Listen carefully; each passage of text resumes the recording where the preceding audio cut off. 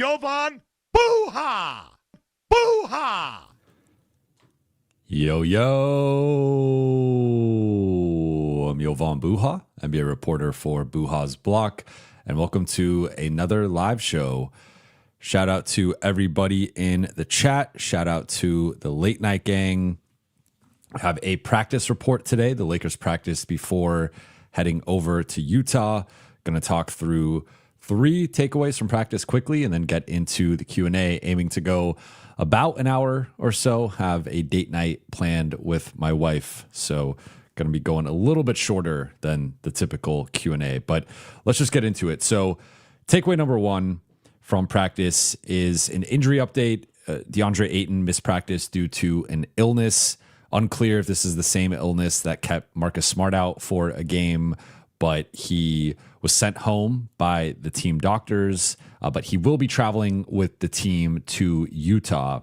So it's trending as if he is going to play. And I think for the Lakers' sake for this game, given how much time they've had off and given they're playing the same team twice in the same week, and DeAndre played really well against Utah, I think it would obviously be a notable absence if he were to miss that game, but it does not seem to be trending in that direction. Then takeaway number 2, Marcus Smart graded the Lakers defense as a B- up to this point in the season, which is, for the record, a grade I would probably agree with. Probably around a B-, maybe even a B based on like their personnel, but I would say in that B- range up to this point in the season. They have been trending in the right direction as a defense. They were a bottom 10 defense for a majority of the season until the last few games. They are currently 17th in defensive rating.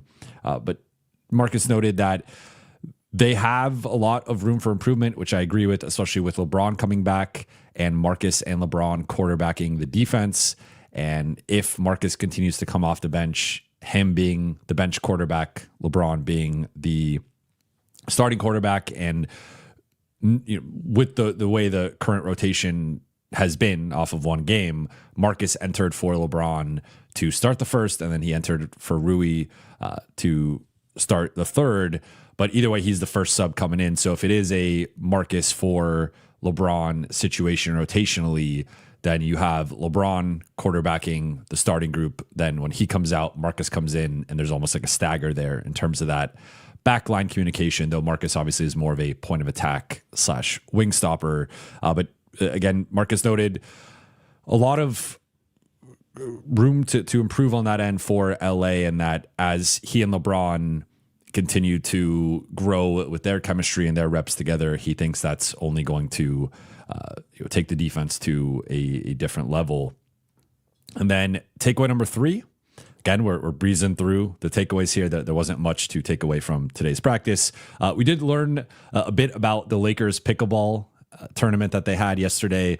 So I had noted earlier in the week that they were going to have a team outing bonding thing on Friday, and that they had individual work in the morning, so kind of a practice. Then they had an NBPA event, a mandatory event for an hour. Then they had the pickleball tournament. And so Jake LaRavia and Bo Levesque, assistant coach Bo Levesque, they won together. JJ noted that he felt he didn't have a say in the teams, and that some of the teams he felt were a little unfair, most notably Jake and Bo together, and then Luka and Ty Washington together. And Luka advanced pretty far. I forgot if they lost in the championship or the semifinal. But JJ also noted that someone on his team, which JJ's team, some of the teams were duos, some of the teams were trios, but on JJ's team, it was JJ, Marcus Smart, and Michael Wexler, who is the head video coordinator for the Lakers. And JJ said that one of his teammates was eating the entire tournament. He would not disclose who it was. I think many people thought it was Marcus Smart based on the breakdown of JJ implied that one teammate was eating the whole time and not taking it that seriously. Then the other teammate wasn't very good.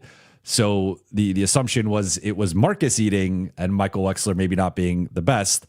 However, Marcus claimed that he was not the one who was eating the whole time. So reading between the lines there, it seems, at least from what Marcus said, it was Michael Wexler, the head video coordinator, eating, and Marcus was the one who maybe was taking it seriously, but was not that good. Marcus did say he had to tone down his competitiveness in this setting and didn't want to like sprain an ankle or something going too hard. But also JJ implied that LeBron has his own paddles for pickleball, but he said, when asked how good LeBron is, he said to ask Greg St. Jean, who is one of LeBron's partners.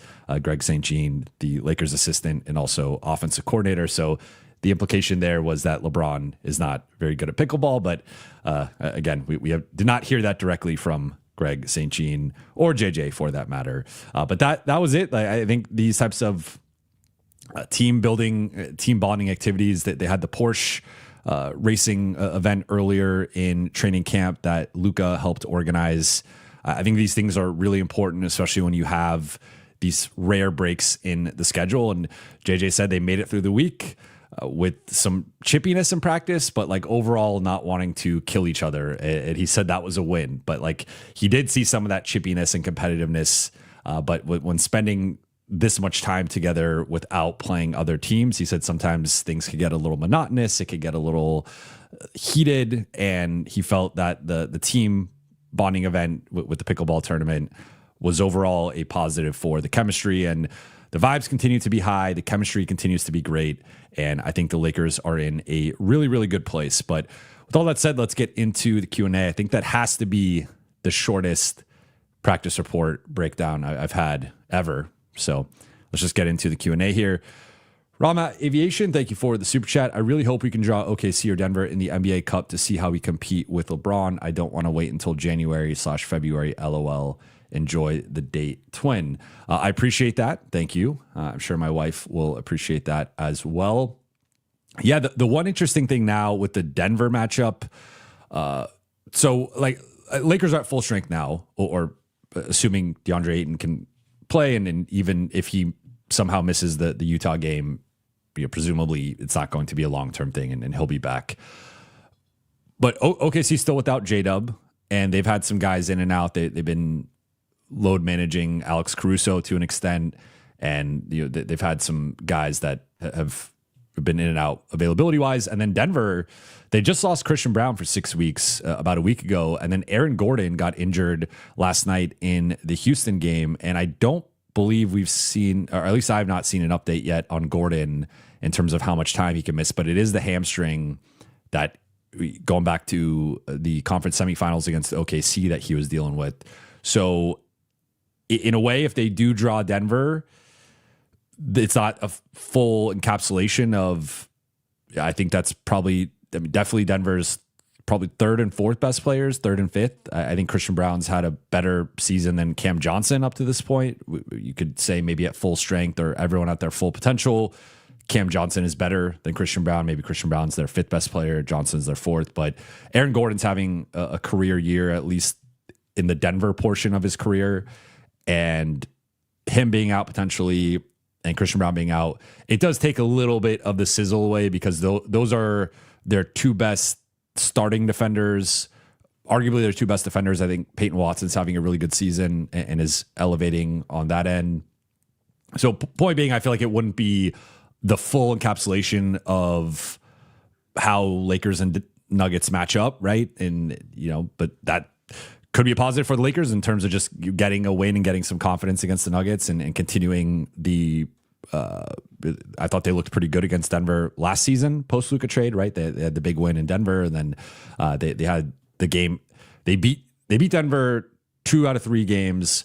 They had the game in LA where they weren't at full. Neither side was at full strength, but the Lakers won that one. And then they also had the game without Luka, without LeBron in Denver, where Austin had the big, I want to say, did you have 41 in that game? And then Dalton also had a big performance, and the Lakers took Denver's starters into crunch time and nearly won that game, really blew it there in the last couple of minutes. So point being, I think OKC is probably a better representation of where the Lakers are at and how they stack up. And it would be nice to have LeBron for that matchup and for LA to go into that and try to get their lick back. With Denver, it's a little, I don't, again, I think if Gordon and Brown are out, regardless of whether it's home or away, I think the Lakers would be favored in that setting. And I don't think it's really shows us where they're at compared to Denver, who's looked really, really good. Like, to me, these are the two best teams in the NBA right now. Denver still pulled out that game in Houston last night without Gordon and Brown. Peyton Watson has been huge for them. Tim Hardaway has given them some good minutes, Bruce Brown. So I think that the injuries are going to catch up to them and could catch up to them as soon as tonight. They're playing Sacramento on the second night of a back-to-back. But yeah, I mean, it would be fun either way, though, to see just kind of where the Lakers are at and particularly like how they're defending Jokic. Murray's been playing really well. He's looking like an all-star. So yeah, I mean, in general, those are the top two teams in the league right now. Those are the teams that I think the Lakers should be aspiring to reach and surpass. And either way, it would be really fun. Kevin, thank you for the super chat. Got to trade for Rob Williams. Watch Golden State versus Portland. He's looking great defending the interior, and he defends Curry the best I have ever seen any center do when he switches out. You don't have to sell me on Robert Williams. I've been a big Robert Williams proponent. You guys know, for going back to last season, anytime I've talked about center trade rankings or trade targets, I believe like the week before the Luka trade, I had a breakdown of my top 10 trade targets, and Robert Williams was there in like the top 5 or 6. So I'm a big Robert Williams guy. The two things with him have been health, which is a big thing. And the Lakers have been reluctant over the last 2 years to take on injury-prone players. There have been some exceptions. I think Marcus Smart is an exception, but that was also, you didn't have to give anything up to get Marcus Smart. You were simply signing him. So there's a difference there between actually giving up an asset for an injury-prone player versus signing one, and signing one to a team-friendly deal. Then the other thing with Robert Williams is Portland has had a high bar for trading him. And especially now that they got rid of Deandre Ayton, there's less of a log. There's still a little bit of a log jam at the center spot, but there's less of a log jam. And if they're viewing this season as a like foundational step in their trajectory in terms of being a play-in team and maybe even being a 7 or 8 seed, if everything breaks right for them, they probably need Robert Williams, right? So, like, point being, I don't think you're getting Robert Williams for Gabe Vincent and a second-round pick, or Maxi Kleber and a second-round pick. I'm going to pull up his contract. I think he's got, is he an expiring?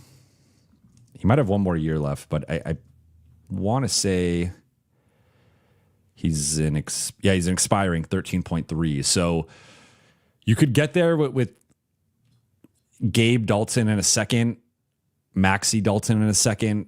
I don't personally, I do not think Portland does that. I think it gets a little, he's probably a guy you'd want 2 or 3 to give up 2 or 3 seconds for, and the Lakers just don't have that draft capital. So I think it's a little tricky to trade for him. But if you could, yes, like, he's, to your point, excellent defender. He is both an elite rim protector and a very switchable big. It's a rare combination that you really only see in, like, I mean, how many guys, it's like the Draymonds and the Wembys and the Bams and those types of bigs that can both switch onto perimeter players and also protect the rim at a high level. The ADs, like those types of guys. So he's not quite at that all defensive player of the year level, but for a backup big, you could do much worse. So comparing him to Jackson, he's a really good lob threat. Jackson might be like a little bit better at that particular game or particular part of the game, but Robert Williams, he does have a little bit of a jumper. He has a little bit of a post game, and he is a pretty good short roll playmaker. So I do think overall he's a slightly better offensive player than Jackson. And then defensively, I think he's a much better player than Jackson and a better rebounder than Jackson. So to me, I mean, I don't think it's a conversation in terms of comparing those two. I think you could just argue that the potential price for Williams, it might not be worth it. He is an upgrade over Jackson. I don't know if it's worth the price of losing a Gabe. Let's just say that they prefer Gabe to Maxi, losing him and Dalton and a second, and then that's like your one. Now you're kind of limited in your remaining moves. Like you have to trade Rui or the first probably to do another move. I think it gets a little tricky. Brian Farmer, what does Rob need to see from the Lakers to convince him to go all in for this season? It's a good question. I mean, I think that they're there in terms of, I don't know how much more they could be doing than the start that they've had. They're third in the West right now, tied with San Antonio for third, but they currently have the tiebreaker with Houston losing last night. They're, like, I don't know. I feel like they've done basically, it's really hard to ask the Lakers to have done more up to this point. Like, I think they have to sustain it into late December, early January, I potentially even into the trade deadline. But I think they've shown the front office that this is a team that is worth investing in. And I think based on how this front office operates, they're not just going to trade just to trade, but if the right move is there, I think they've shown they're worth investing in. Anna says, Buha always seems to have these long, awkward pauses. I'm just looking for a question, because some of the questions are, or people are arguing and stuff. So I'm not going to do that. Danica, thank you for the question. What do you think about the Houston Lakers matchup? It's a really interesting matchup. I think right now, I think Houston is the better team and would beat the Lakers in a 7-game series. But I think the actualized version of the Lakers, what I think their potential is, what I think they can get to, I would give them a slight edge in a Houston matchup. But I think a couple things have been like, their offense has been much better than anticipated. Like, I thought they'd be fine without Fred VanVleet. I did not have it on my bingo card that they were going to be the best offense in the league up to this point. And when you factor in, they're also, they slipped a little bit defensively now to 9th, but they've been top 6, top 7 for most of the season. Being top 10, I mean, you want to be top 10 on both sides of the ball, but their offense, coupled with how good they are defensively, like, they're just a very complete 2A basketball team. I think Amen Thompson is taking a real leap. Alperen Şengün is taking a real leap. All their role players are playing well. So with the Lakers matchup particularly, they do check some of the boxes of teams that can give the Lakers problems because they are very big and long and athletic. Amen Thompson, like, the Lakers don't have a great matchup for him in particular. I think he's going to glide by anybody they put on him, and they're going to have to figure out their help side rotations and maybe zoning up against like him specifically, because now he's not the shooter that like, the shooting is obviously the limitation with him. So you're maybe going to play off of him a bit, but I think has gotten much better at using that runway, that ramp up downhill to just get by someone. And I don't think the Lakers have, unless they're dusting off Adou Thiero, which maybe they get to that point, but as of right now, I don't think they're there. That's like the one guy that can maybe stick with him, but way too fast for Rui and Marcus and Austin and whoever else you want to put.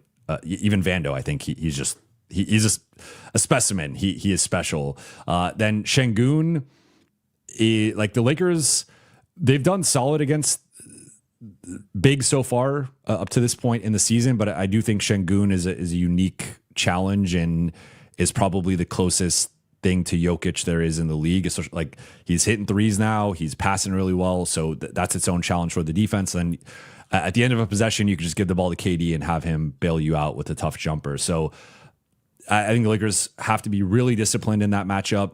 They have to box out. Houston is right now the best offensive rebounding team of all time.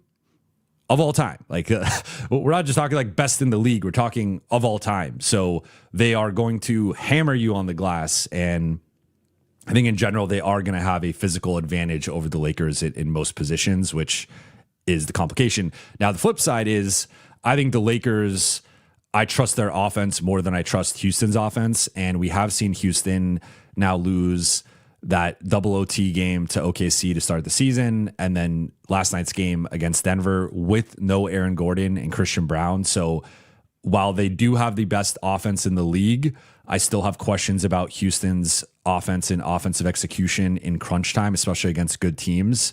So I think I just think that Luka and LeBron and Austin, they will be able to generate certain advantages against Houston's defense.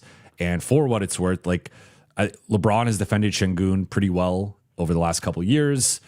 Luka has torched them over the last couple of years. And, you know, they had that matchup in March where the Lakers won rather convincingly. So I think Houston is better than that version. And having Kevin Durant is just a much better player than Jalen Green and Dillon Brooks. And their offense has gone to a different level. But yeah, I mean, I think it's an interesting matchup. And it is a matchup that I think it really just comes down to the Lakers' defensive execution and defensive rebounding. If they're keeping Houston off the glass, I think their defense and Houston's half-court offense can struggle a bit, and then LA should be able to win that. My mom is in the chat. She says, hello, everyone, 500 viewing. Let's hit that like button and get those likes up. Thanks. Mistra, how close are we to beating OKC? Is it just a wing defender that could shoot, or do we need more? Backup center, how much was the OKC, them being way better versus Lakers not giving proper effort? I would not say it was not a proper effort thing. I think the execution was certainly poor. And the one thing with OKC is you get demoralized very quickly against them because like that, I mean, they're pretty much in control from the early parts of the first quarter, but it was still like relatively close. And then all of a sudden they go on like a little run to close the first, get it to 12. Then they blow the game open in the beginning of the second, get it to 20 rather quickly. And then it's just, they keep piling it on. So they're like, they remind me of the Warriors in the sense that, you know, a run is coming at some point. OKC's always going to go on a big run, but it's like, can you withstand that? I think that the biggest issue, or one of the bigger issues for the Lakers right now, is that the Lakers have a really bad habit. And I don't want to put this entirely on the starting group because this has been consistent regardless of who's been starting. And maybe it changes now that LeBron is back. Like we've seen one game. But the Lakers have I talked about this a couple streams ago. Their only negative quarter right now on the season is the first quarter. They have a positive net rating in the other three quarters and a negative net rating in the first. But when you also think about that, they barely have a positive net rating of, you know, about just under like +3.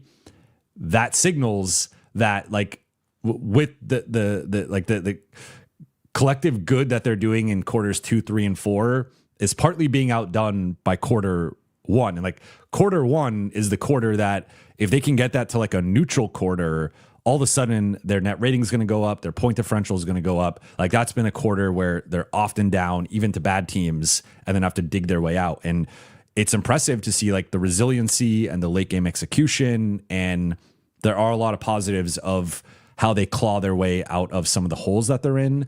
But the issue with OKC is you get into a hole early, you're pretty much done. Like they bury you. And so for the Lakers, I think they have to figure out, or whenever they play OKC next, whether it's in the NBA Cup or in the next matchup in, I believe, February, they, like right after the trade deadline, they need to not get off to a bad start. Like that's a team you need to be locked in from the jump and executing at a very high level from the jump. Now, how close are the Lakers to beating OKC? I'll say I think there's two ways to answer this. One is, could they beat OKC in a regular season game, or could they beat them in a game in the playoffs? I think that's totally in play. How would I view a current series between the two? I think the Lakers would be pretty heavy underdogs in a 7-game series against OKC, and I would probably pick OKC in 5. And I would probably guess 2 or 3 of those losses would be like pretty big losses. So I think OKC, it's probably more than just a wing defender, but that does help balance out the rotation. I think the one thing with OKC that it makes it a tricky matchup for LA too is that they're so good at turning you over, and right now that's LA's Achilles heel on offense is turnovers. Like, well, shooting and turnovers are their two. Like, when LA does not turn the ball over, they are the best offense in the NBA. The issue is they turn the ball over so much that is affecting their half court efficiency and whatnot. So you couple that with the best team in the NBA in terms of forcing turnovers and one of the best teams we've ever seen in terms of forcing turnovers. And that's where the game can snowball. But my honest opinion is OKC right now is just the heavy favorite in the NBA. This isn't a Lakers specific thing. This is like OKC versus Denver, OKC versus Houston. I think they've leveled up and they have the championship confidence and experience now that the thing I've been thinking about with OKC is like they kind of remind me, for me, last year was the 2015 Warriors version of OKC, and this year's the 2016 version. Now, the 2016 Warriors lost in the finals, so maybe OKC ends up losing based on that analogy. But remember in 2015, Golden State wins 67 games. They have this juggernaut season. They're putting up great point differential, great net rating, and no one's really taking them seriously. And then they get tested in the second round against Memphis. Remember, Memphis is up 2-1 in that series, and they end up winning that series in 6, and they do the big adjustment of putting Andrew Bogut on Tony Allen and changing up the defensive matchups. Then they get past Houston in the conference finals, get to the finals against Cleveland, and lose game 1. But remember, Kevin Love got injured in the conference finals. Kelly Olynyk ripped his arm out. And then Kyrie got injured in game 1. And then Cleveland ends up losing that series. But a lot of people thought that Cleveland, if at full strength, would have won that series, or it would have been at least a more competitive series than it ultimately was. It still went to 6. But I think like that Warriors team went through a lot of lumps in the playoffs and people picking at their weaknesses and them not having that championship medal. Then they look much better in 2016. Now, they did have the series against the Thunder where they were down 3-1. They had to come back. So that does poke some holes in that theory, I guess, a little bit. But the 2016 Warriors were definitely better than the 2015 Warriors. Like, that's undisputable. Even if, yes, they did not win the title, but it took an all-time historic performance from LeBron and Kyrie and the Cavs to come back. And, you know, we don't even have to get into the Draymond thing, but there's just a lot that went into that series. So I don't know. I think I'm pretty high on OKC, but we'll see. All right. I see there's a bunch of super chats I haven't gotten to yet. Appreciate you guys. Tan Man, thank you for the super chat. Any realistic point of attack defenders on the trade market? None, no new names that have popped up. So I would say, you know, Herb Jones could be a name later in the season, depending on the way that New Orleans goes. Keon Ellis in Sacramento, Max Christie in Dallas. Looking at, I don't think Clippers, as I've said a million times, I don't see them trading with the Lakers. And then in the East, not a lot of names in the lottery, but I think it's a little bit too early for, we're still like a month out on trade season, but I would say it's pretty much the same names that we've discussed. So you could throw Wiggins or Brooks in there, though those guys are more wing stoppers. Kevin, thank you for the super chat. In my opinion, Luka and AR won't work, as in my opinion, Luka and Kyrie didn't work. They got destroyed by Boston because Mavs are not dynamic enough offensively and lack of shooting. Well, I would say off the top of my head, and I don't know this for sure, but I'm going to go quickly look at this. I think that Dallas team had better shooting than the Lakers do. I mean, that's been the Lakers. It's been turnovers and 3-point shooting. They have one guy shooting above league average, and that's Rui right now. But if we go back to that 2023-24 team in Dallas, you had, Dante Exum shot 50% on threes, but 49%. But he only played 20 minutes a game, took 2 threes a game. So let's put that aside. But you had Kyrie at 41% on 7 threes per game. Josh Green at 39, Luka at 38. Grant, well, and I know they traded some of these guys. Looking at some of the, PJ Washington didn't shoot well. Derek Jones was below average. Maxey was about league average. Tim Hart, so I know they traded some of these guys, but I think the main thing was Luka and Kyrie were their two best shooters, and that was that's a different than what the Lakers' current dynamic, where to go to your point about Luka and Austin, they're not shooting the ball well from three. I mean, I think that the bigger concern is probably the defensive end, and that they were not as dynamic against Boston in that regard, but Kyrie did not have the best finals either. So yeah, I mean, they were just not as good as Boston. Boston was a really, really good team. And I think it's unfortunate.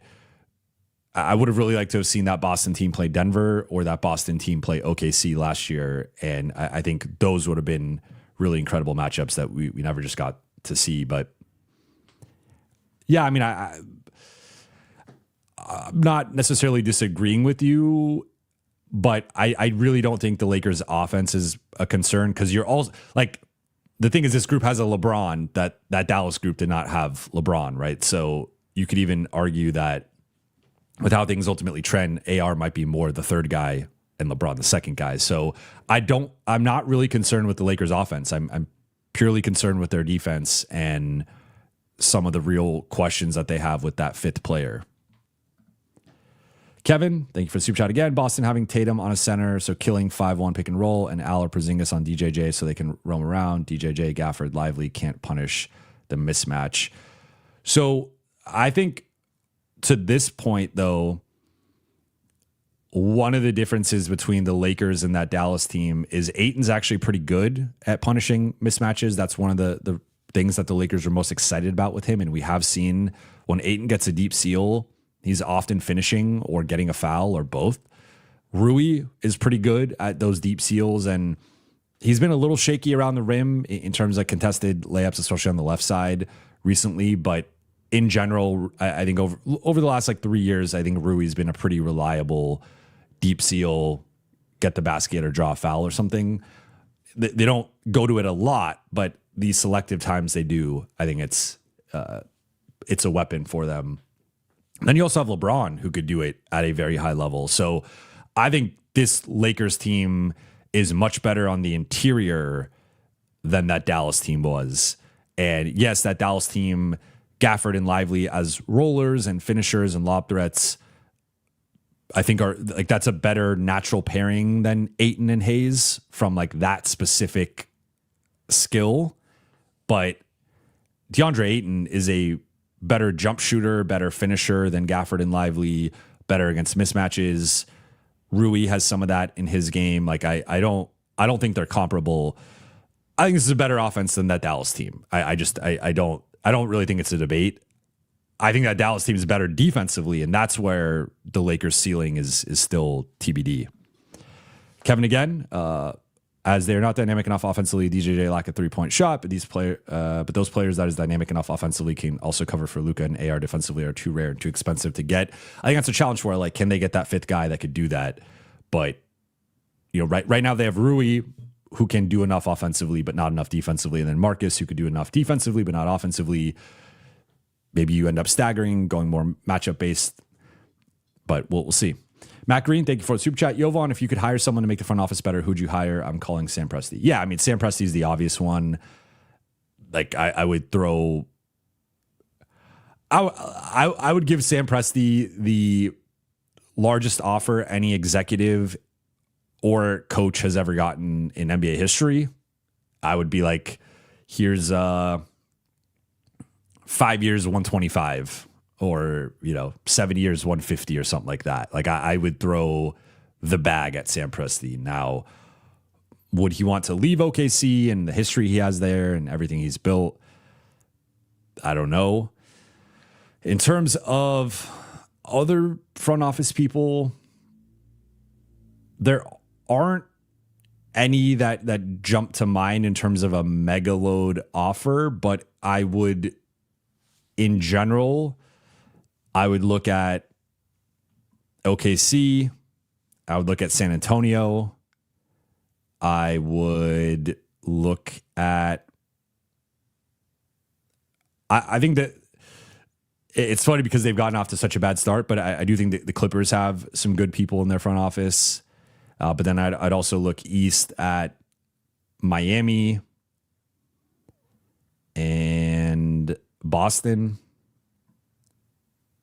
So I mean, I would look at like some of the best run organizations over the last 10 years and try to poach some of their best talent. But there isn't another name that pops out to me outside of Presti. Jay Spares, thank you for the super chat. Do league insiders consider OKC's defense 30? It feels like even more this year they get away with murder. I don't know. To a degree, I think I don't think people consider it dirty. I think it's more so physical, and they get away with like the physicality, and everybody has their thing, right? Like you could go down the list of like teams having, like, I think to the earlier point about how Houston and LA match up, I think Houston gets away with a lot of contact in the paint with the offensive rebounding. I think OKC gets a lot of gets away with a lot defensively with their physicality on the perimeter, hounding ball handlers. When their guards and perimeter guys switch on to bigs, they're able to be very physical with him or with them. I think the Lakers get away with some stuff offensively in terms of, I think they generally get a pretty good whistle. And, point being, I think everybody has like their thing that sometimes benefits them or goes in their favor. With OKC, it does allow them to just like hammer you defensively in a way that then generates their transition offense. And that's like part of their runs is they will just like go maul somebody, go steal the ball, get out in transition. And then if you try to do that to them, the foul will likely be called. So it's tough to say like dirty, but I think they get away with physicality. And I think that perception is out there. Gary Singh, thank you for the super chat. Hope JJ gives Thiero minutes. Want to see his defense.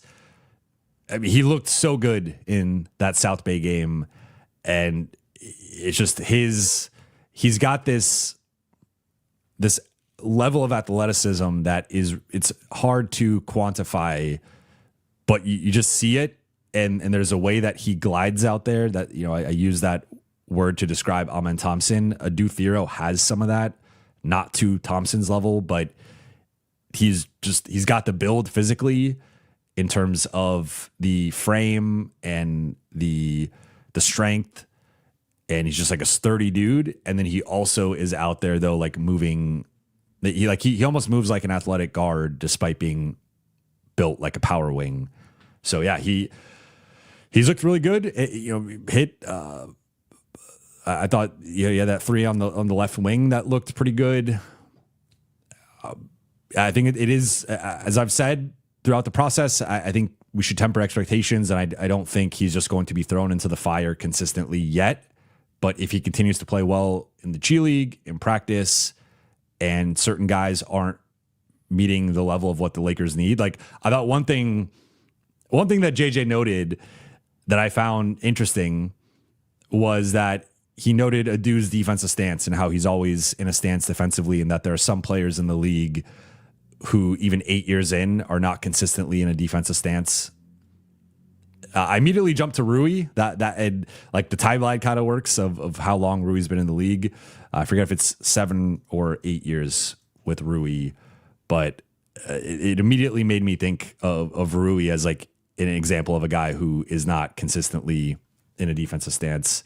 It's been 3, 4, 5, 6, 7. So this is Rui's 7th year. But yeah, I mean, I think Adou's trending toward having a shot. And I think, honestly, I think he should probably get, if Dalton is still in the mix, I think he should probably get that. I'd probably give him a shot at least above like Dalton and Vando. Torres, thank you for the super chat. Or Angelo Torres, what up? Would you like to see more zone? Great pickleball report. Thank you. Yes, I would like. I believe in experimenting defensively, especially if the status quo isn't really working. So I'd be open to LA experimenting with more zone. I also think there's different ways to, like, in the past they've tried different forms of zone with Jackson out there at like the top around the free throw line or like top of the arc. I kind of like sometimes if you have a mobile enough big, I sometimes like disrupting the opposing offense by putting your big up there and just kind of mucking things up. I would say I would want, because you're guarding an area and not a particular player, although there's obviously matchup zones and like you still are kind of guarding a player, but you're more generally guarding an area. I do think it should be a specific units, because I think you has to be a high IQ group that can read and process at a very high level and can also react at a quick and high level.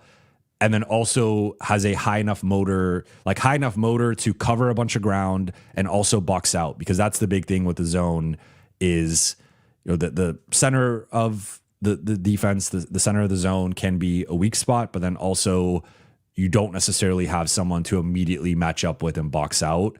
And for a Lakers group that has struggled at times, overall they've been a good defense rebounding team, but they have had games and have had stretches where they've given up a lot of offensive rebounds. That would be my primary concern. So I think if it's a combination of like, I think three guys I would like in the zone in particular would be Jackson, Marcus, and LeBron. I think if those are 3 of the 5 zone defenders, that's interesting to me. But yeah, I mean, I wouldn't mind seeing more of it.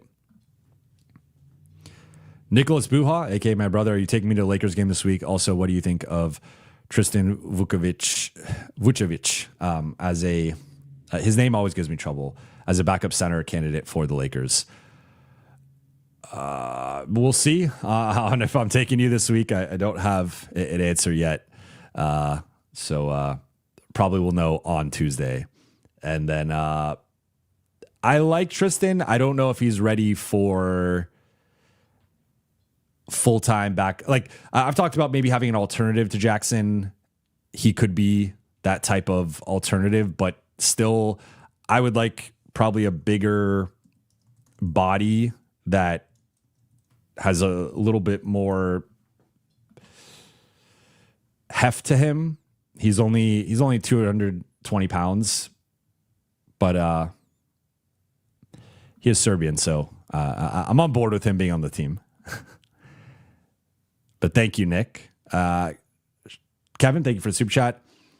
I just don't think Lakers can build a better Luka and AR-led team than the 2024 Mavs when Bron is gone, and 2024 Mavs got destroyed by Boston, assuming AR reaches Kyrie level.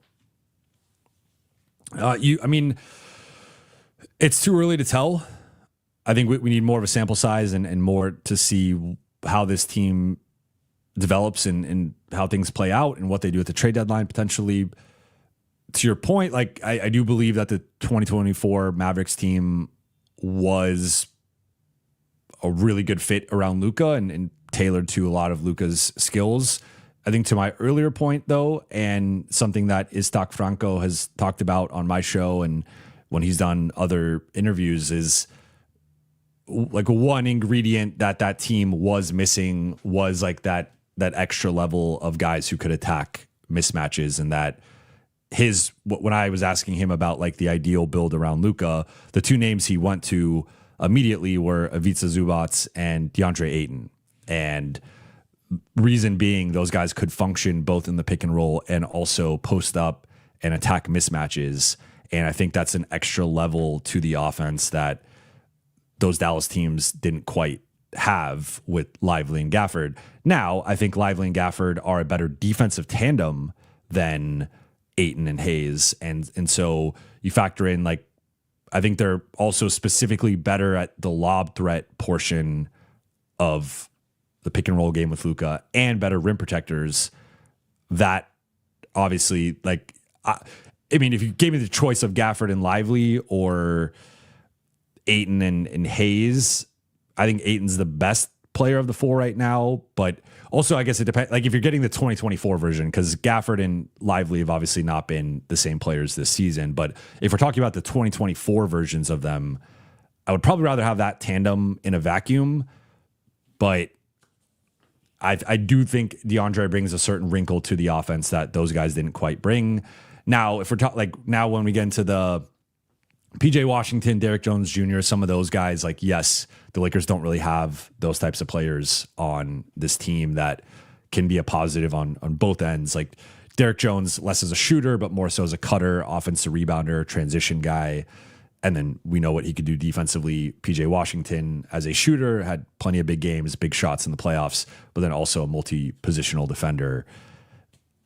I hear you. I think it's a little premature to write off this group.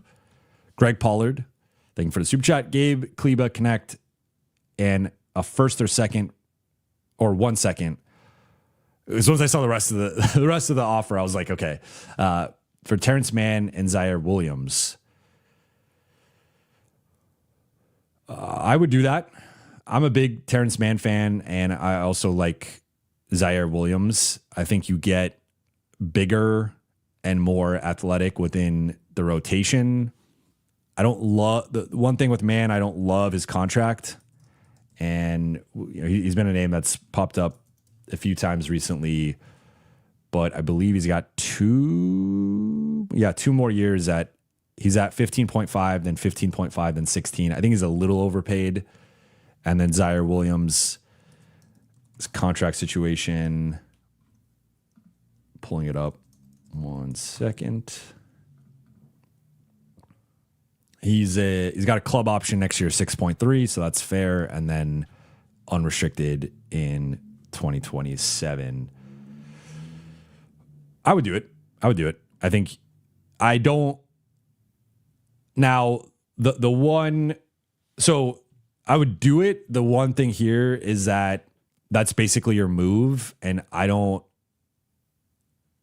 for as much as I like Terrence Mann and you could argue for him as the fifth starter, I don't even know that I think I think Rui's a better player. And I think Marcus is probably a better player for what the Lakers specifically need. So I view this as more like this would be more of like a plan C or maybe even D for me in terms of, I don't think you're getting that clear cut fifth starter here. I do think you're upgrading your depth, you're upgrading your talent, you're upgrading your versatility. And these are a couple of interesting guys that could bring some two-way balance to the rotation. I just don't think you're getting that. I still think the goal should be getting a clear number 5 starter on the team. I don't think Terrence Mann is quite at that level. So that would be my one apprehension with this. But otherwise, I think it's in a vacuum a pretty fair deal for LA. And for Brooklyn, I guess you're getting off the man money. You're getting a second. You're getting Connect.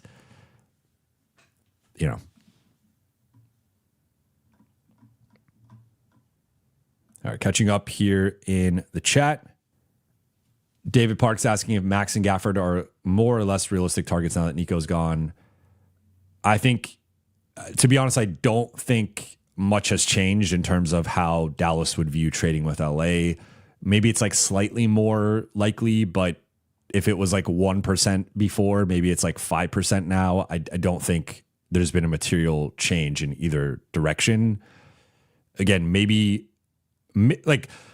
if I was Nico, which I would do a lot differently. But if I was in Nico's shoes and he was still in charge, I just could not, in good faith, trade with the Lakers again after the backlash and all that.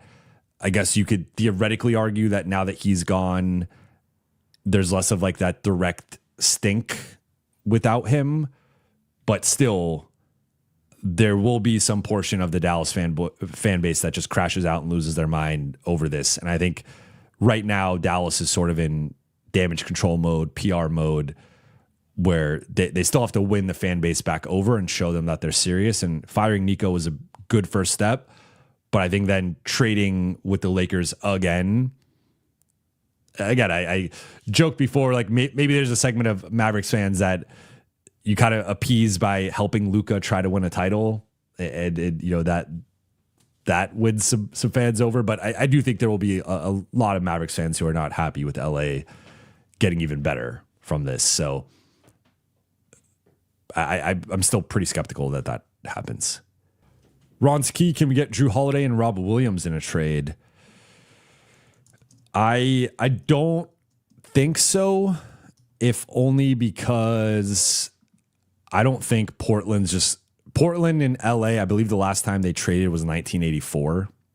So we're going on over 40 years since those two teams traded. And then Drew Holiday is just making so much money. 32.4 this year, 34.8 the next year, 37.2 the following year. So he's got 2 more years after this. And just combining their money, you're at about 45, 46. So unless you're giving up Rui, you'd have to give up, it'd probably have to be some combination of, it would have to be Rui, Gabe, Maxey, and Dalton. And I don't even know if you're there yet financially because the Lakers can't take back more money. So they could technically get one or the other. Both would be really difficult. And even then, Portland's like trying to go for it. Portland right now, they've slipped a little bit, but they're 9th in the West. They've been in that like 6 to 9 range for most of the season. They want to be a play-in team. They want to be a playoff team. I don't think they're just going to get off Holiday. And to be honest, the Lakers package isn't appealing enough with just some expirings. Like, they like Holiday. E3P, 3-team trade. LAL gets Herb Jones, Kevon Looney. Golden State gets Gabe and Maxey. New Orleans gets Kuminga and Lakers first. Thoughts? Golden State would not do this. I didn't need Golden State would not do this. Golden State selling Kuminga for Gabe and Maxey I think they have botched the Kuminga situation and they have botched his trade value, and they're certainly selling him at a lower point. But Gabe and Maxey, for me, is way below what the floor for Kuminga should be. So I think the Lakers would say yes to this, only giving up Gabe and Maxey and a first for Herb, and then throw in Kevon Looney just as a third string center.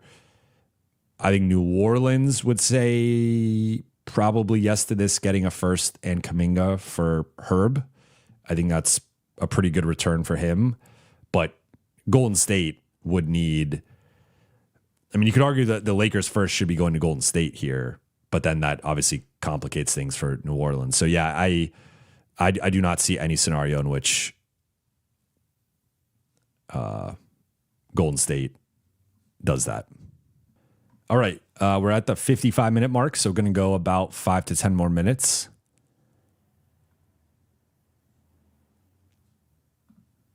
Let me know if you guys got any questions. Let me make sure I did not miss any super chats.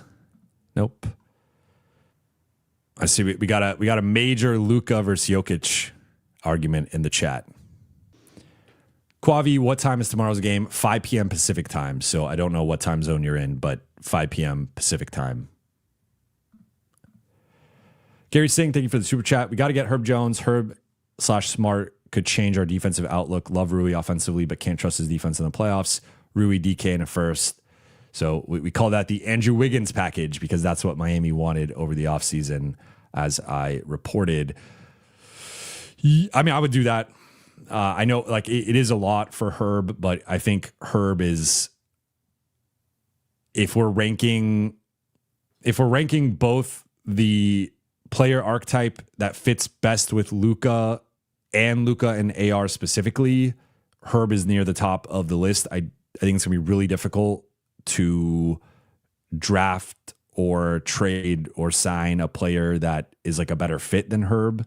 There are questions with his shooting and injury history, as I continually say anytime I talk about him, but he is that all defense first or second team level defender that I think he'd be the Lakers' best defender, start, replace Rui, and then off the bench you have Smart. And then if Vando ever gets out of the doghouse or Thiero develops into something, Thiero, I will always want to call him Thiero, but it's Thiero. If Thiero ever develops into something, then you have like multiple defensive options and weapons. So I would do that. It is a high price. You could argue that Rui that it's probably not worth giving up a first. But I do think Herb is a longer term fit. John, hey, Jovan, do you enjoy those shows you do with Lakers Nation? Yeah, I mean, I haven't done Lakers Nation in a while, but I do Lakers Collective with Trevor, and he's been a frequent guest on my show.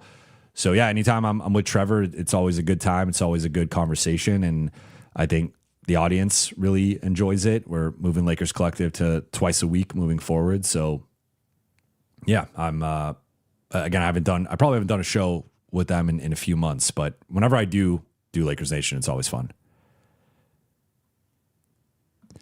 Thomas asking about the Bus family. So I did talk about that. I did a stream right after it happened. Well, I actually did a live stream. We were doing Lakers Collective while it broke, and you could see my live reaction. And then I did another stream that night. Quickly, I would just say, especially with a little bit more distance now, a little bit more time to kind of process and think about things, like the writing had been on the wall for a while. I had heard over the last couple of years that the Bus brothers were starting to be phased out, and we learned even more about it on the day that it happened, where Jesse came out and said he hasn't spoken to Jeannie or Rob in 5 months, which if you look at the timeline, that's both around the draft and also when the sale was, the news of the sale broke and they were having the vote for it. So they were the only two that opposed it. And from, there's multiple fronts to it, or multiple perspectives in terms of, if you're Mark Walter and there's a couple people who opposed you purchasing the team, that it's going to be natural that you would want to get rid of those people. Then you have the disconnect between Joey and Jesse and Rob and Jeannie in particular, and how that rift had been growing over the past couple of years. And oftentimes the way it was characterized to me was they would just be told what was going to happen and not really consulted, not having a say. And it was just like, hey, we're doing this. And sometimes not even directly told that. They would find out from like a Shams tweet that this is the player the Lakers are signing. This is, despite being both in the front office and part owners, that was the way that things had just gone, and they'd gotten pretty dire, I would say. So my understanding is like they were not caught off guard by this, that they knew it was, I don't think they loved the timing of it and would have preferred for it to happen like in the off season, but they knew the writing was on the wall once the team went up for sale and they opposed the vote. I will reiterate, I do not believe this is performance-based, because I knew at the times of the JHS and Dalton draftings that there was skepticism and pushback within some in the scouting department. That's not a retroactive thing. That was a current thing. And I've even seen different people's draft boards and rankings and stuff internally that I can confirm that, like, it was not a unanimous JHS or Dalton. So even like, because I've seen some people try to dump on them with that and be like, well, they wanted JHS, they wanted Dalton, or they drafted them, whatever. I think that they're more being used as cover for that. So that's my quick thoughts on it. Cole, thank you for the question. Jovan, did you see Zach Lowe is joining the Amazon Prime coverage per The Athletic? Amazon is lapping the field currently. ESPN and other broadcasters need big changes ASAP to catch up. Yeah, they need to hire your boy. That needs to be what happens next. I'm really excited about this. It seemed like a logical, if I was Amazon or NBC, I would have tried to hire Zach Lowe in a TV role. So it's great for Amazon that they were able to do that.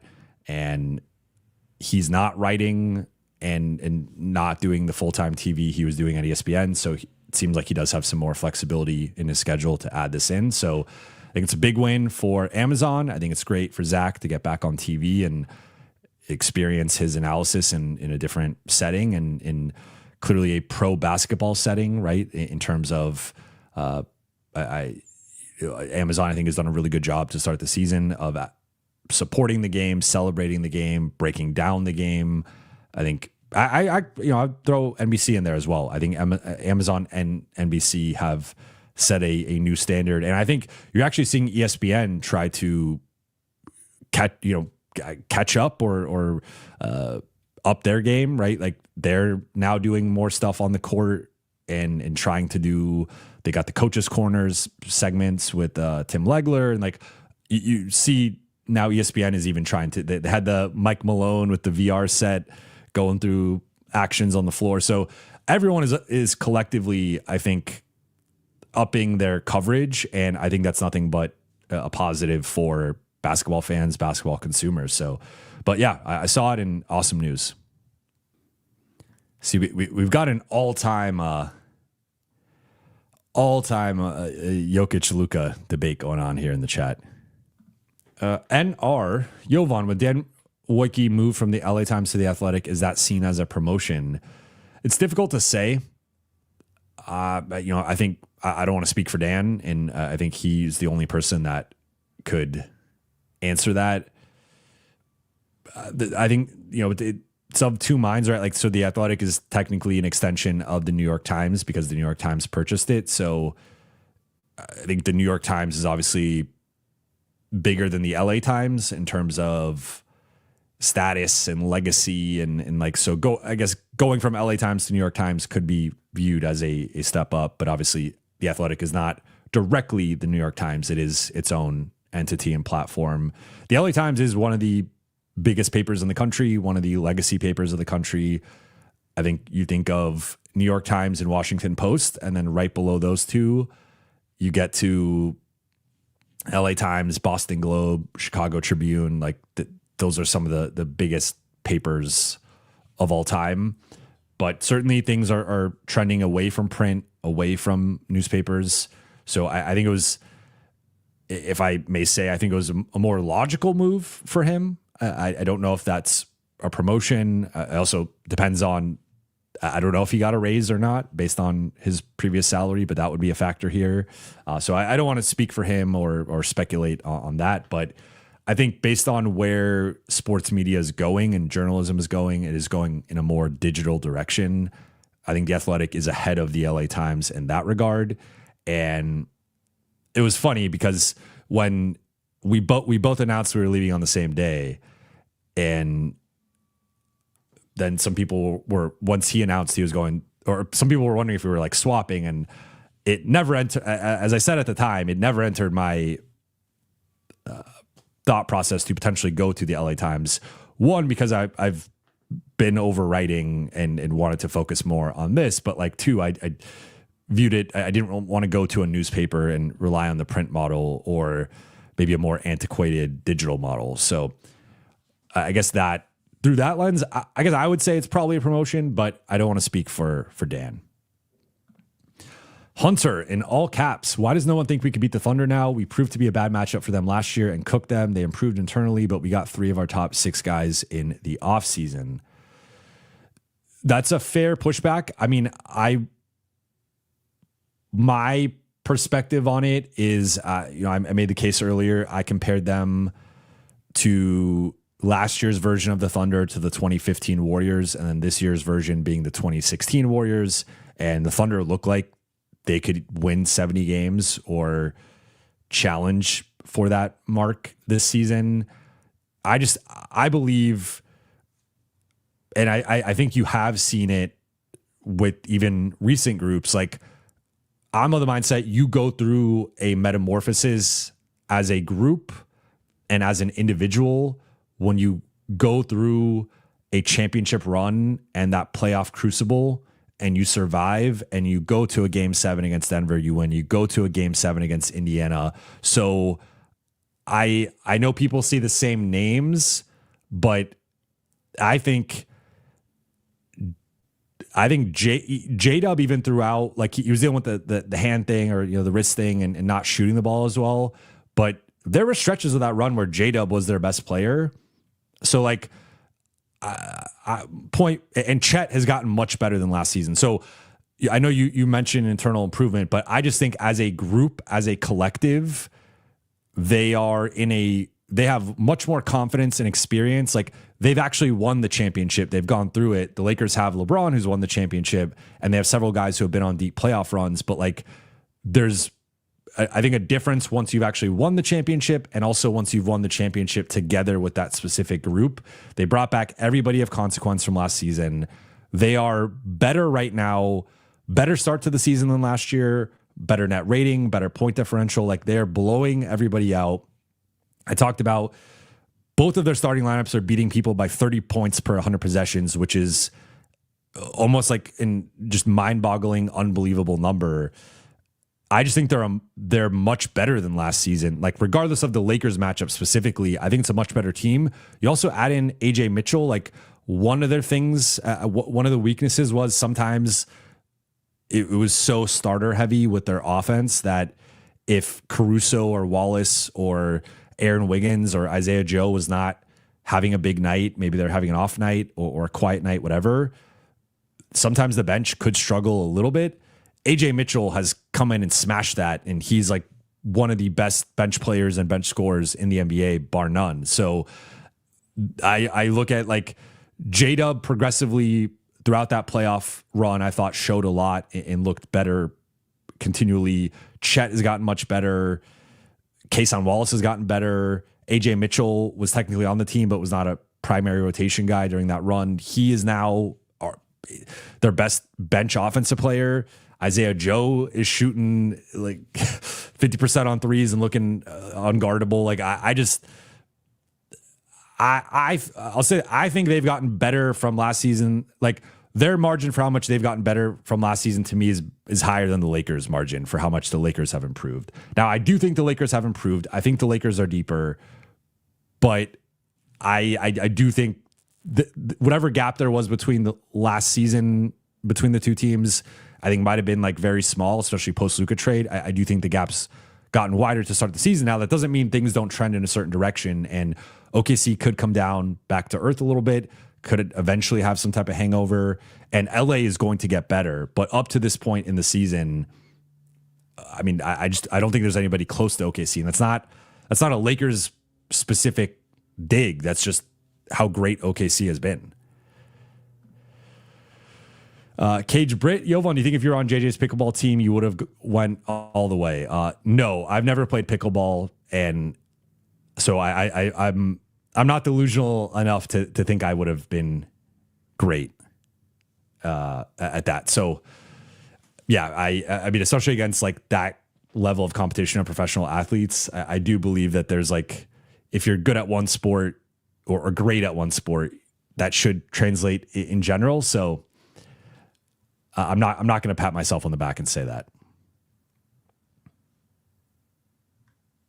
All right, we still got the Jokic Luka debate raging. Ronald McPaul says you could eat the whole time. All right, well, it depends what the food is. What's the spread? Are we talking? If you got some burgers, then I'm there. Kevin House, Shea can miss the whole season, and OKC would still win 60 games. I think that, I mean, if it's Shea and J-Dub, that's where it gets a little tricky, but if everyone else was healthy and Shea was out, I think that's true. iPod kills. Jovan, you think the Lakers will introduce new colors, logos, patterns to introduce the Walter era? Not a rebound per se, but something similar. I could maybe see. I mean, I don't think like similar to the Bulls and the Celtics and the Knicks. I think the Lakers have an iconic logo and iconic branding that will not dramatically change. Do they eventually fix the Nike jerseys? Maybe. Hopefully. I would like to see it back to the golden color and not the banana yellow. And I know they technically changed it once already and tried to make it. I do feel like they've added some gold back into it. It's definitely not as bad as it was earlier in the decade, but it's still not the same. And there's just something about watching those like old Kobe and Shaq highlights and the color of the jersey on then the Staples Center floor and just something about that golden orange or golden yellow that in part, like my colors are black and yellow gold, and I really like my shade of yellow. I went through like 50 shades of yellow to figure out the one I wanted for the show. And I think like that's more in line with what the Lakers should do. I don't think we're going to like, again, do they maybe, so to be clear, I don't have any insight. I've not heard anything in this regard, but sometimes when an owner comes in, they do want to change things up a little bit with the branding or whatnot.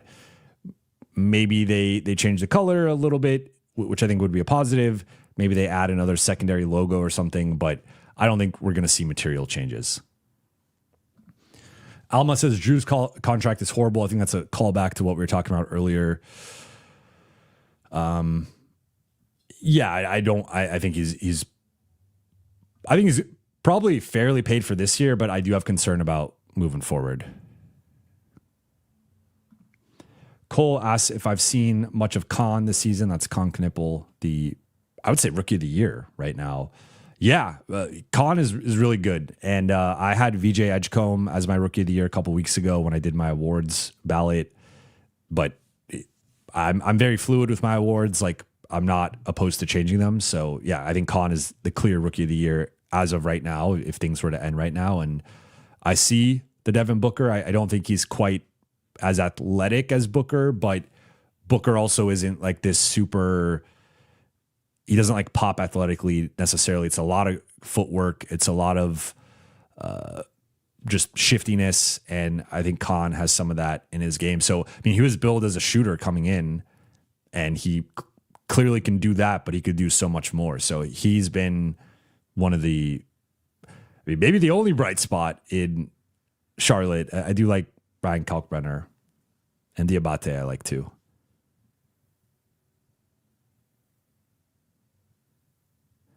People want me to end the debate. I'm not going to end the debate.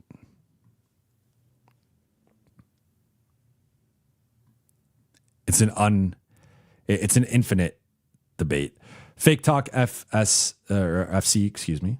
Should the Lakers go for Keon Ellis? Yes, I would go for Keon Ellis. Daniel Guerrera, is there a trade out there that would make the Lakers favorites against OKC? Probably not realistically. Like, sure, if you add, I mean, if you added Tamani Kamara and Alex Caruso, and like that's also factoring in taking Caruso off OKC, maybe in that case the Lakers are favored against OKC or at least in that conversation. But I don't think they're getting Kamara. I don't think they're getting Caruso from OKC. And now, you don't need to be favored to beat a team, right? Like the Lakers were favored over the Timberwolves. The Timberwolves were underdogs in that series. The Timberwolves won the series. So you can beat people without being favored. So I think there are trades or pathways to LA having a real shot to beat OKC. So I want to be clear about that. But I think I'm skeptical that there's a trade that the Lakers can execute that like February 6th, we're looking at the West and people are saying LA is better than OKC. I think OKC, they're already running away with the 1 seed and their point differential is 16.3. I don't mean to be a broken record with this stuff, but like they are literally like killing everybody that they play. And now the one knock we could have on OKC, if you want to find one, is they have had an easier schedule. So that is a factor here. That now I also think if we look at who they've beaten, they've already beaten Houston. They've beaten Golden State, though Golden State has tailed off a bit. They've beaten the Lakers. But if you look at their schedule, like Indiana, Dallas, Sacramento, Washington, New Orleans, even the Clippers, Sacramento, Memphis, Charlotte, they've beaten a lot of bad teams. But you play the schedule in front of you. We'll see how they fare over the rest of the season. They do have one of the hardest remaining schedules, but I think they're going to be okay and they're going to win a bunch of games.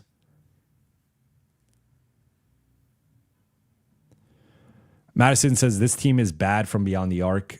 Trading Rui will open up another issue. That is my biggest concern with trading Rui. I think ideally you keep Rui and move him to the bench. But if you do end up trading Rui, right now he's your only above average 3-point shooter in the rotation. X-Ray says Monk and Ellis for Dalton, Vincent Kleba, and a protected first.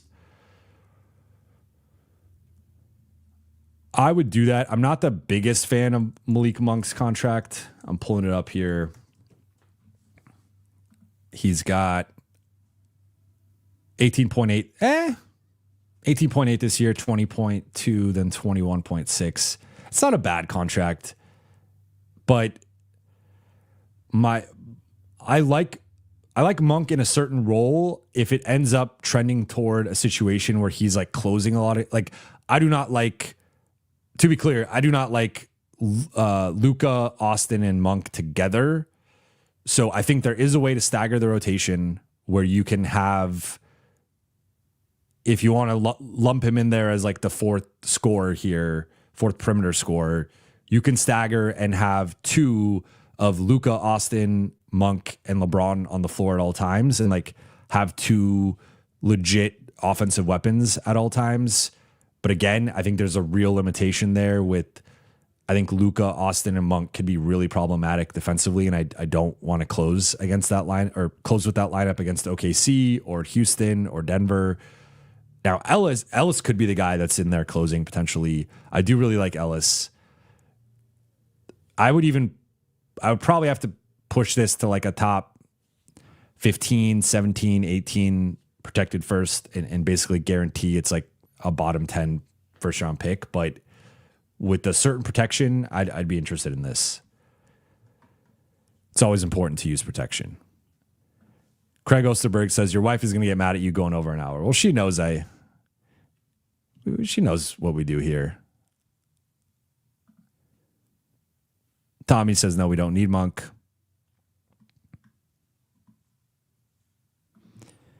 Sarah, thank you for the super chat. Could Lakers buy low on Bogdanovich next season?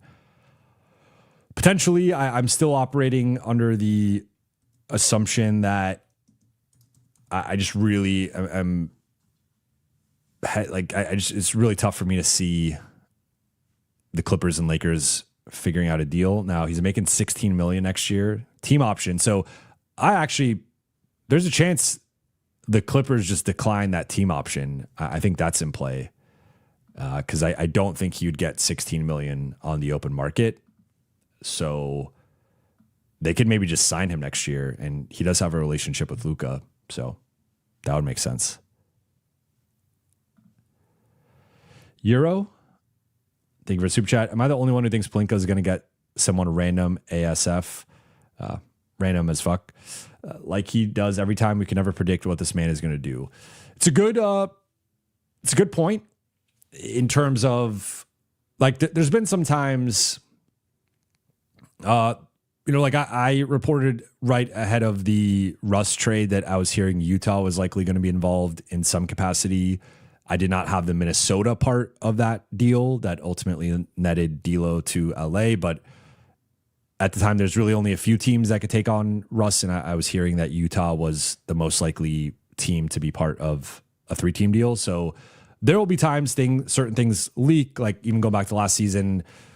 I also reported I was hearing they were talking to the Nets about Cam Johnson and DFS, and then they're talking to the Wizards about Jonas Valanciunas. So DFS ends up panning out. But of course, you could then look at the Luka trade. No one had, even again, the broader picture of the Russ trade. People didn't have the Rui trade. People didn't have the Pat Bev trade. So there's certainly been trades throughout the years that like the Lakers operate in silence. And that's been a big point of emphasis for their front office, has been sussing out and snuffing out the leaks and making sure that that does not happen. So I think that the downside is like one of the areas that they have not been as strong in is like general intel, because part of the way or part of the manner in which some of this stuff leaks is teams are digging on certain things, doing their due diligence, and then that inevitably gets out to a scout or gets out to an agent or whatever, and then that kind of leaks.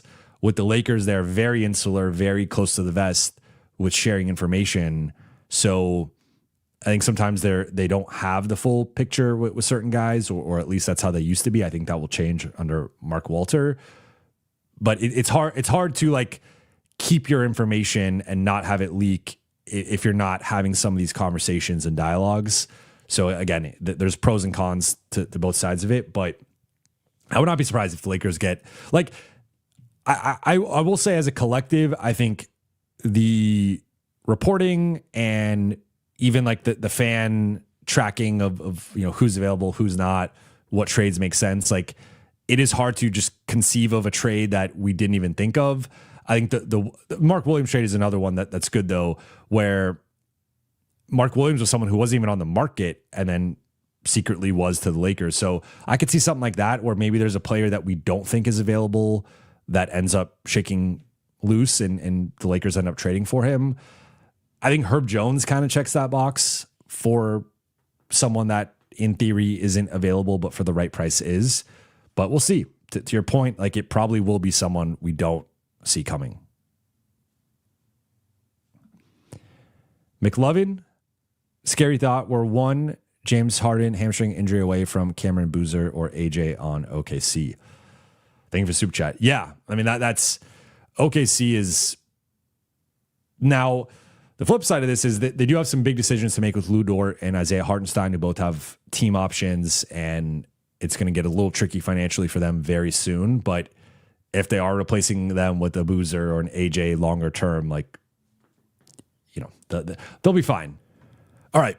I am going to wrap here, though. Went a little bit over, as we tend to do on Buha's block, but appreciate you all. I'll be back tomorrow for a playback. So if you guys are on playback or want to tune in, that would be great. I'll be watching Lakers Jazz in Utah, and then we'll be going live directly after. So appreciate you all. Shout out to the Late Night Gang. For those watching on YouTube, please be sure to hit that subscribe button, turn on channel notifications, and like and comment on this video. For those listening on Apple Podcasts, Spotify, or your podcast platform of choice, please be sure to follow, download, and leave a 5-star review.